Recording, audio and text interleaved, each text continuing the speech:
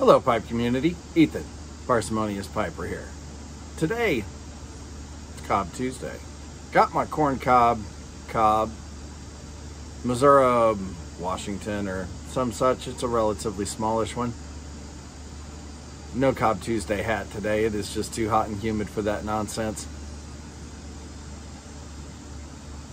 In my cob, I've got some Peter Stokeby Amsterdam. Thank you, Average John. This is an old favorite of mine. It's Virginia and Kentucky, and it is cut in a shag, Dutch style. Burns fast, it's very dry, pack it tight. I taste the Kentuckys more than the Virginias, and that's why I like it. Fantastic stuff. Hey, Uncle Willie got nosy a week or so ago and wanted us to answer a few questions. I completely forgot about it until I saw some of the VRs. So let's take a look at those questions. Number one, what is my go-to blend that I can buy anywhere? Well, if by anywhere you mean practically anywhere online, that would have to be MacBaron's HH Bold Kentucky, because that's just, it's always available and it's absolutely delicious. It's a top 5 blend for me, and it's just good stuff. Good stuff. If y'all like Old Dark Fired and you want something with a little more oomph to it, try the Bold Kentucky. A little more barbecuey, a little less Virginia. Now, number two, what is my unicorn blend? Well, if you're defining a unicorn as something that's no longer in production, or that is so hard to find that you know, you sometimes have to pay crazy prices for it, I don't have a unicorn blend. My top 2 blends, however, are difficult to get here in the States, still in production, and that would be the Black and Brown Irish Twists. Which one of those is number 1 is changes daily, or whenever I smoke it. Whichever I'm smoking at the time is probably my number 1. I love those two. They're not really unicorns, but here in the States, you basically have to wait for a drop and then buy a pound at a time, that kind of thing, if you really want to stock up on the stuff. Number 3, what 2 pipes that I own would I be happy with as only/forever pipes? Well, y'all have seen both of these. One of them would be my Pipe by Lee Bull Cap. It is a custom-built, chunky, thick-walled, relatively short bowl, but broad. That thing smokes anything that you can throw at it. It is just phenomenal. And I don't know that I've ever had a bad smoke with that pipe. Smoke's cool because of those massively thick walls. Even if you freight train something, that pipe just, it holds up to everything. It's one of the reasons people copied the custom builds. That style of thick, chunky walled pipe, just a great smoking experience. Now my other one would probably be a tall Pipe by Lee Lavat that I've got, and it is it's one that was gifted to me by Robert, E&A's dad. And in addition to being a lovely pipe, that tall bowl, man, it's a flake machine. If you smoke flakes in small bowls, you will notice a single flake or even part of a flake folded and stuffed will last you about an hour. Now, in this tall Lavat, man, if I fold and stuff a flake and a half to 2 flakes, you can get a very long smoke out of that pipe. It's fantastic for flakes, and since I love flakes, that's one of my favorite pipes. That would be question number 3. Question number 4. Talking too much, this is going out. Let's get relit.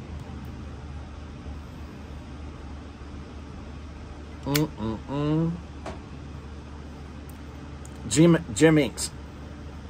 says that if you smoke this too fast, it tastes cigarette-y. I don't know. I like to smoke it fast. I just think it tastes good. Question number 4 for Willie. What pipe-related item would I bring out to impress a guest? Well, that would depend on, A, whether the guest cared at all about pipes. If that person were not a pipe smoker or were a new pipe smoker, chances are really good what I would bring out would be my commissioned J. Mouton Bulldog.